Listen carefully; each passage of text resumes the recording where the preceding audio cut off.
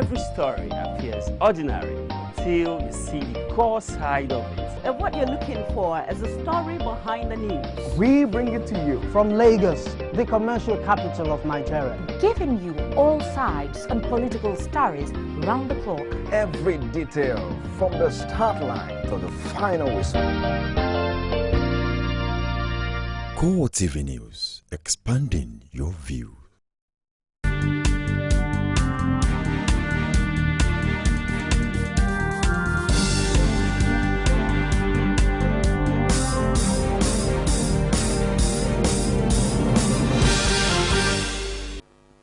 A very good evening to you and welcome to CoreTV Primetime News. I am Nena Nyama. In our major story tonight, the federal government is keen on giving micro, small and medium enterprises key roles in the quest of diversifying the national economy.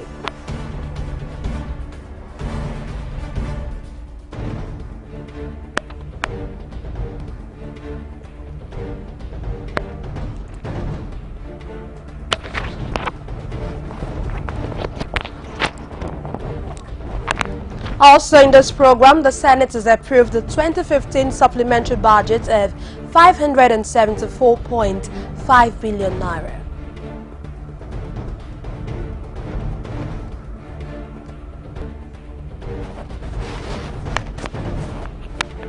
APC deputy governorship candidate in Kogi election, James Faleke, has filed a suit against the Independent National Electoral Commission and APC at the Federal High Court sitting in Abuja.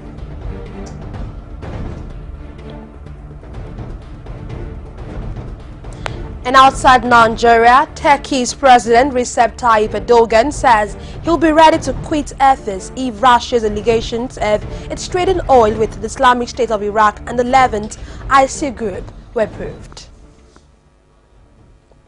Thank you so very much for joining us tonight. The federal government is keen on giving micro, small and medium enterprises key roles in the quest of diversifying the national economy. Vice President Yemi Osinbajo said this at the evening of this year's National Micro, Small and Medium Enterprises Summit in Abuja. Our State House correspondent Abiola Oluwole completes the story.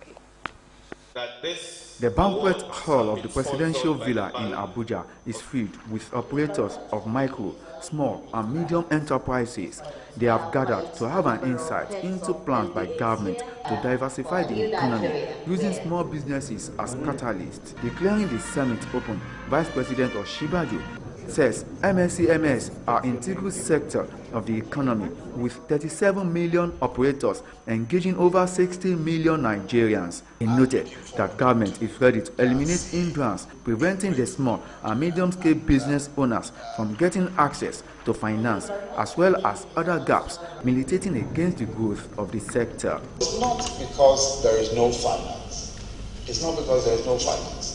For example, and it's not because there are no programs or opportunities. For example, you know, of course, that there is a 220 billion MSME fund by the central bank. There is also UWIN, there is that project, the one that's under finance. There is GEM, the one run by Ministry of Trade and Industries. There is FAFI, the agriculture one. There are many programs, many of them funded. But the question, of course, is who gets these funds? For her part, the Minister of State for Trade, Industry and Investment, Aisha Abubakar, maintained that the summit is part of programs lined up to unlock the potential of small and medium-scale businesses in the country. Small and Medium Enterprises Development Agency of Nigeria is seeking the establishment of a special bank that will inject funds into the sector without strenuous measures. For a sector that is accounting for 59 million employment opportunities to Nigeria, a sector boosting over 37 million MSMEs should not be allowed to compete for funds with large enterprises. As the people depart to their various spaces across the country at things of the one-day summit, it is expected that the discussion will be backed with action. From the presidential villa in Abuja, Abiola Oluwole, CoreTV News. Meanwhile, the Senate has approved the 2015 supplementary budget at 574.5 billion naira. The new figure is over 180 billion naira more than the 465 billion naira request made by President Muhammadu Buhari earlier this month. The Senate explained that the amount was raised to enable the government pay fuel marketers for the last quarter of the year and ensure free flow of fuel during the upcoming festive season. It took only a few minutes for the Senate to give its note to the supplementary budget. The large chunk of the job had been done at the committee level by the Appropriation Committee led by Danjuma Goje, which interfaced with relevant government agencies officials. Aside from ensuring funding for military operations in the Northeast, senators also extended government expenditure on fuel subsidy to cover the last quarter of the year. And the fuel queues still dotting the national landscape, it is not surprising that senators across party divide gave unanimous support to the bill. After the clause-by-clause consideration and subsequent approval, Senate President Bukola Saraki sounded a note of warning to fuel marketers. For an act to authorize the issue from the Consolidated Revenue Fund of the Federation the sum of 574,532,726,857 naira only for additional recurring non-debt expenditure for the year ending on the 31st day of December 2015. Third reading. The bill is now read the third time and passed. We want to warn the ministries and agencies in charge of this expenditure to ensure that these funds are judiciously used. And the oversight committees, particularly appropriation, downstream petroleum, must ensure that we must expose, hope or sanction any of these companies or agencies that take the opportunity because of the suffering of Nigerians to take and abuse this amount of money. This is a huge amount of money. And I even believe that the so-called economic sabotage agencies, this is where their work is. Because this is truly economic sabotage, where billions like this are being spent and are not judicially used. Even our committee on anti-corruption and this must play a role to oversee every single payment. But it was left to the Senate spokesman and members of the Appropriation Committee to explain the rationale for adding 180 billion naira to President Buhari's initial request. In his determination to ensure that we remove the suffering of Nigerians, particularly in the area of scarcity of petroleum products, we decided to use our powers as per the Constitution that give us the power to either increase, reduce, reject, delete, whatever is before us from the presidency. We decided to give approval to this additional 108 billion in order that we have full and abundant supply of fuel across the country throughout the festivities of the Christmas and the New Year. A month in which the Senate felt very sensitive and will not want to see any Nigerian going through any pain because of travel, vis-a-vis the issue of the ongoing or the fuel scarcity. The appropriation supplementary bill, which we had been considering since last week, had been passed. With the approval, the Senate has not only done its work, but it has also given its word on its readiness to monitor fuel marketers and government officials for compliance. This, according to the senators, is to ensure that there will be no fuel queue in any part of the country during the festive season later in the month. Senate President Bukola Saraki has dissociated himself from the alleged 60 billion naira arms deal involving the immediate past National Security Advisor, Sambo Dasuki. An online medium, Sahara Reporters, linked the Senate President to the multi-million naira deal alongside few other individuals. But Saraki, in a statement by his special advisor on media and publicity, Yusuf Olaniyono, said he has never had anything to do with purchase of security equipment. This, according to him, is because in his entire political career, he never served in any committee or body which has any link with defense and national security. He argued that there is no logic in Sahara Reporter's claim, especially as Saraki, who was persecuted by the last administration, could not have had the influence to demand money from the central bank after exposing many atrocities of the past administration.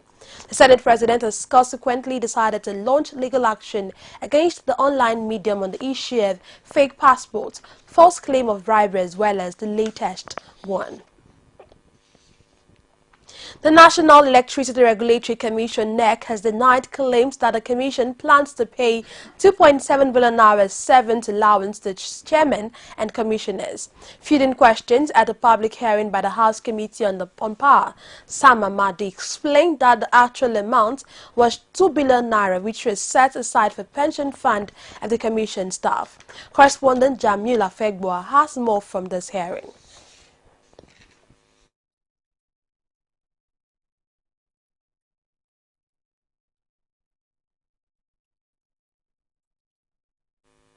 We'll bring you that report in our subsequent bulletins. The puzzle in Kogi State has continued to brew different opinions from Nigerians across different disciplines. Following the sudden death of Audu Abubakar, Kogi State governorship candidate, legal practitioners have not only been at a loss on the rights action as stipulated by the Constitution and other electoral laws, but also politicians differ on what the right action should be. On Core Digest, the news and current affairs flagship program of CoreTV News, political analysts differed on what the right moves after the 21 November election should be.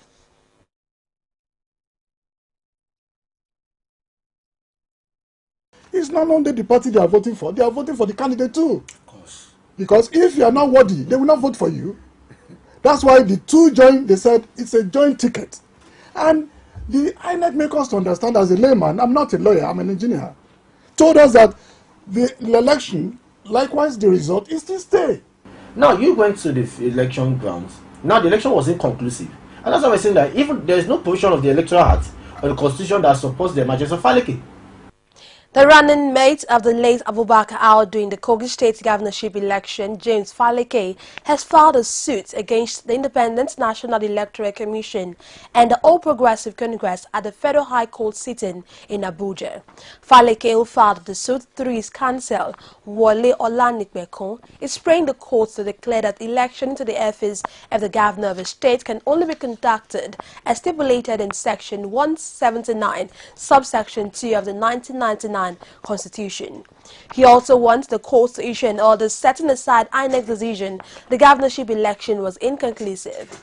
In addition, Faleke is seeking a declaration that provisions of Section 181, subsection 1 of the Constitution makes it necessary for a deputy governor to be sworn in upon the death of a person duly elected as governor of a state under Section 179, Section 2, A and B of the Constitution. The matter is yet to be assigned to any judge. Still on the Kogi saga, the Federal High Court sitting in Abuja has fixed December 4 for judgment in the suit filed by Kogi State's Governor Idris Wada for him to be declared the winner of the November 21 governorship election in the state. After consulting the parties that presented their positions, the trial judge, Justice Gabriel Kolawole, adjourned till Thursday for adoption of addresses and also fixed judgment for Friday.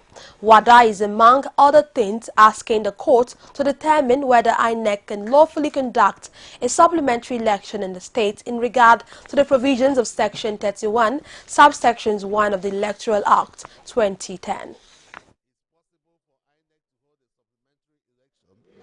Using the votes already credited to Abubakar Audu while substituting a candidate who will now inherit those votes. And secondly, for our own side, for Wada himself is asking to be returned and declared elected based on the votes already scored in that election. And also the third one is an order for fresh election in the alternative. So I think those are basically the three things we're asking for. Away from that, an Abuja Chief Magistrate Court has failed to deliver a ruling as scheduled on a request by the Department of State Service to transfer the case against pro-Biafra activist Nnamdi Kanu to a higher court. This is as a result of the death of the father of Chief Magistrate Shuaibu Usman. One of Kanu's lawyers told journalists that a new date will be communicated to the parties.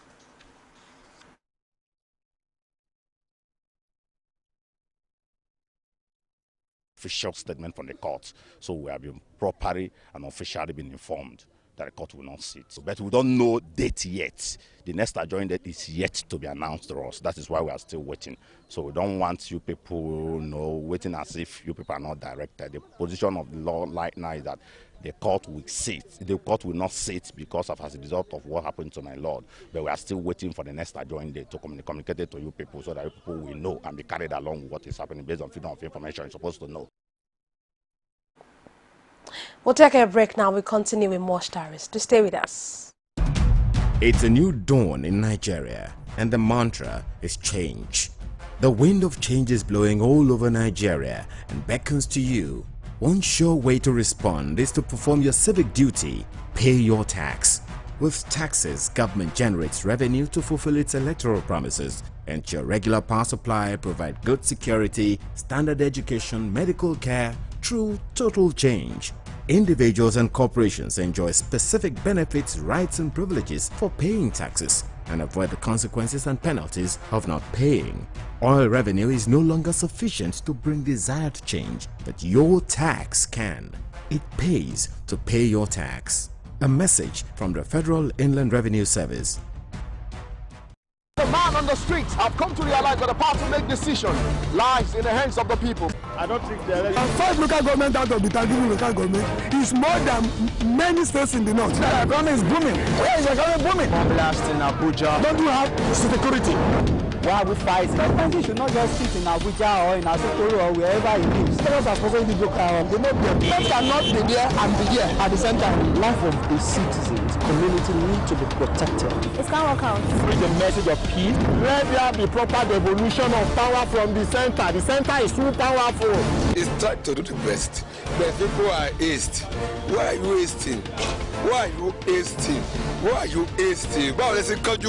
The people giving voice to the voiceless. Glad to have you back. You're still watching CoreTV Primetime News. A quick reminder of our top stories.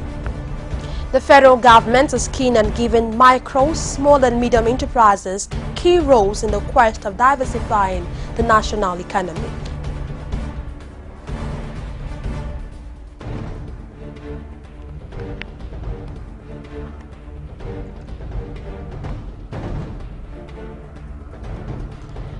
Also, the Senate has approved a 2015 supplementary budget of 574.5 billion naira.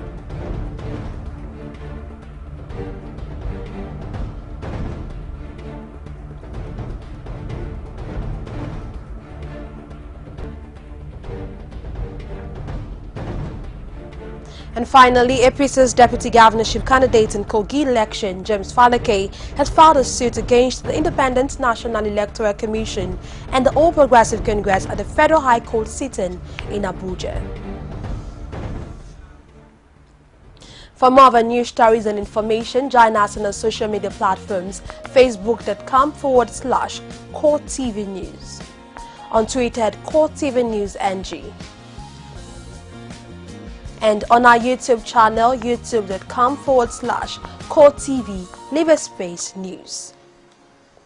The Economic and Financial Crimes Commission, EFCC, has arrested the chairman of Africa Independence Television, Raymond Dukbesi, over the spreading arms fetchery scandal involving the office of the former National Security Advisor, Sambo Dasuki, and the theft of 2.1 billion naira from the Central Bank of Nigeria. Dukbesi was arrested shortly after noon, Nigerian time, and whisked to the EFCC, where he is now being interrogated. The EFCC alleges that on the instructions of Dasuki, CBN paid 2.1 billion naira to the AIT chairman. Participants at the International Conference on Islamic Finance is seeking introduction at the Sukuk as an alternative source of funding for projects in the country. This was the consensus at the end of the two-day International Conference on Islamic Finance in Abuja.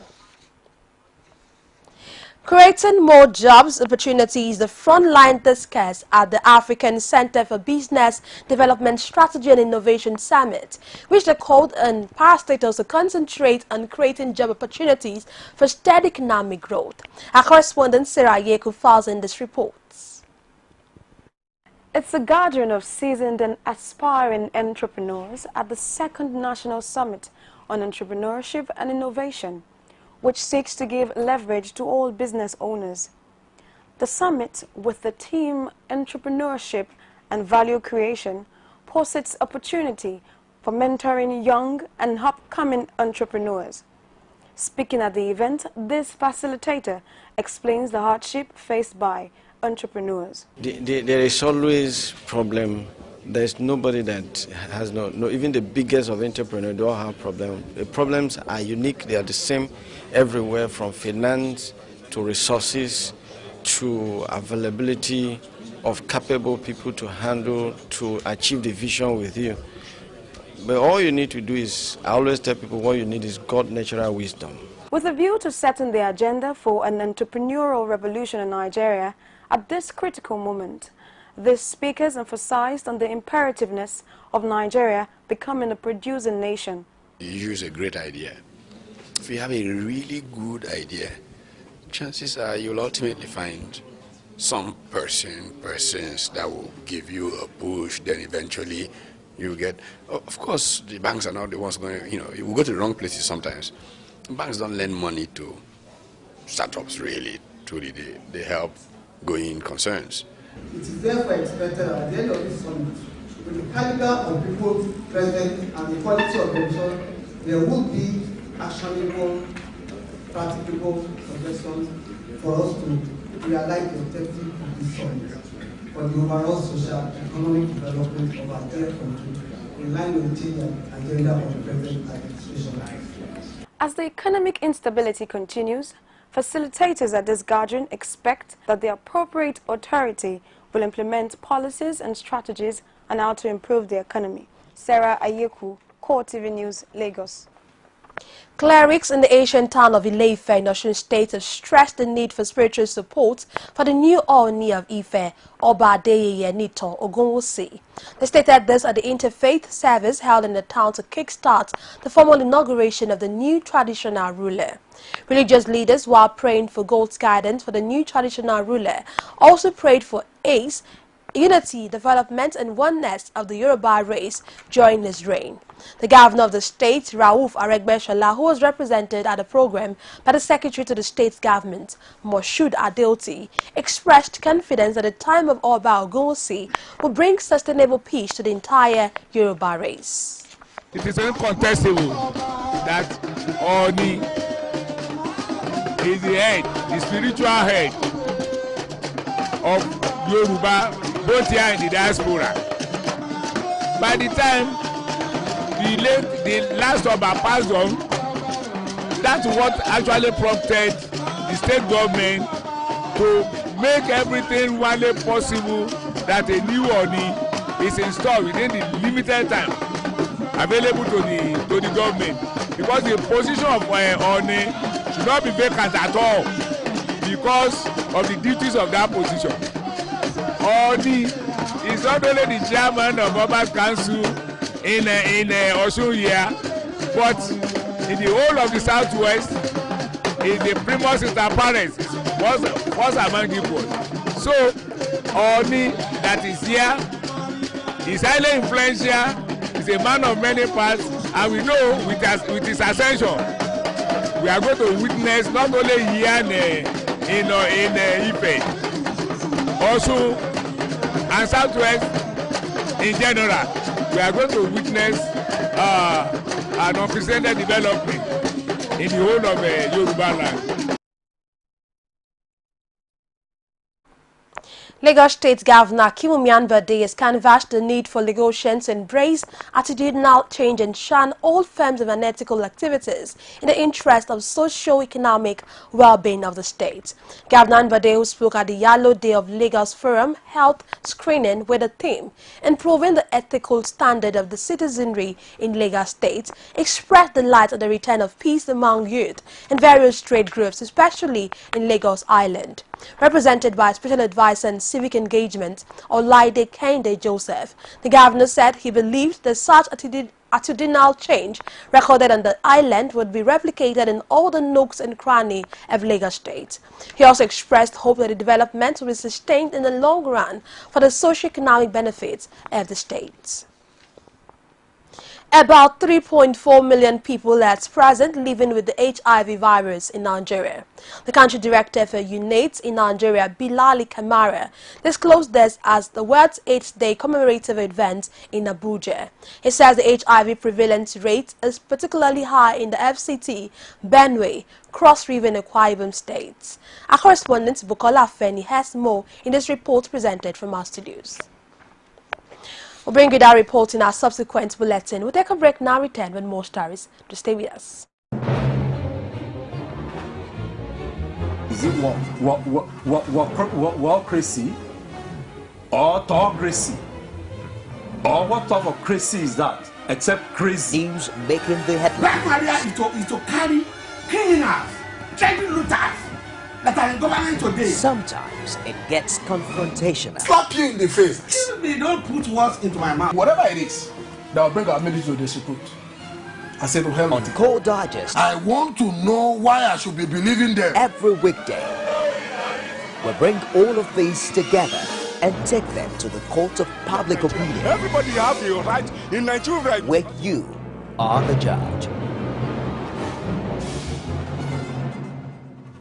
You can now watch CoreTV News live from anywhere in the world on our website www.coretvnews.com. Click on Live TV on our website and watch us live. And welcome to CoreTV Primetime Days. To follow us on Twitter, click on Twitter icon on our website. On Facebook, click on the Facebook and YouTube to see all our previous news production. You can also watch us live on YouTube. Click CoreTV, leave a space, then news. CoreTV News, a 24-hour news station.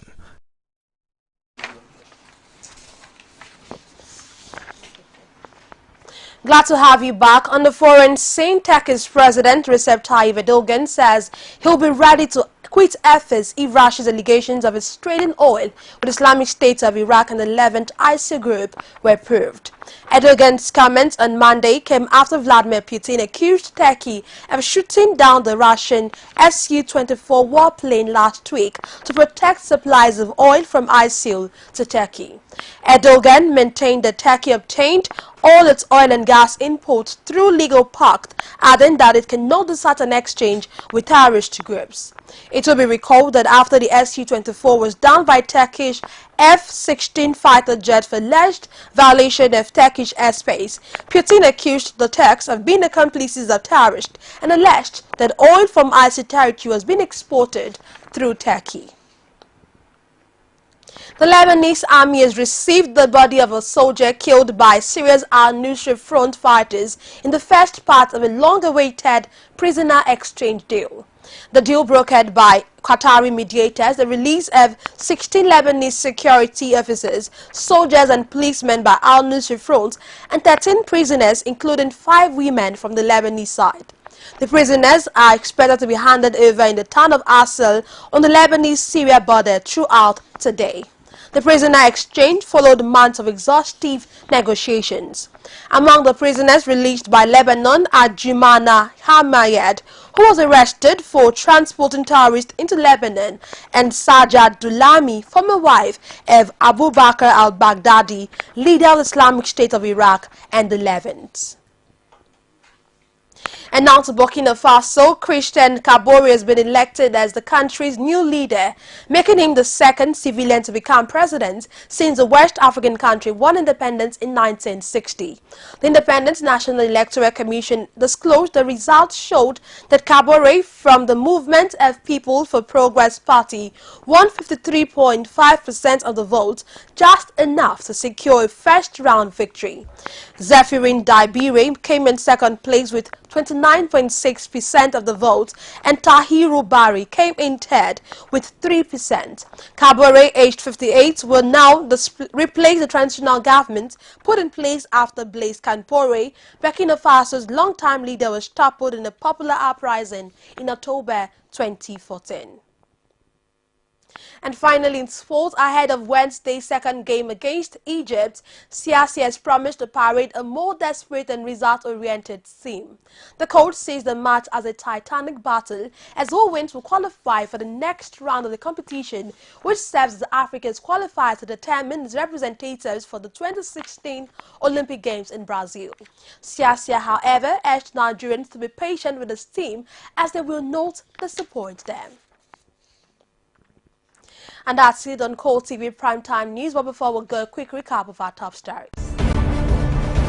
The federal government is keen on giving micro, small and medium enterprises key roles in the quest of diversifying the national economy.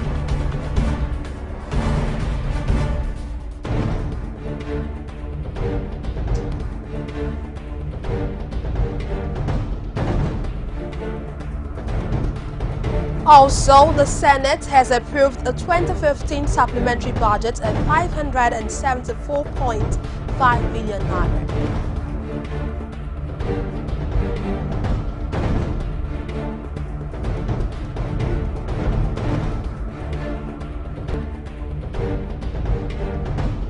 And finally, APC's deputy governorship candidate in Kogi election, James Falike, has filed a suit against the Independent National Electoral Commission and the All Progressive Congress at the Federal High Court sitting in Abuja.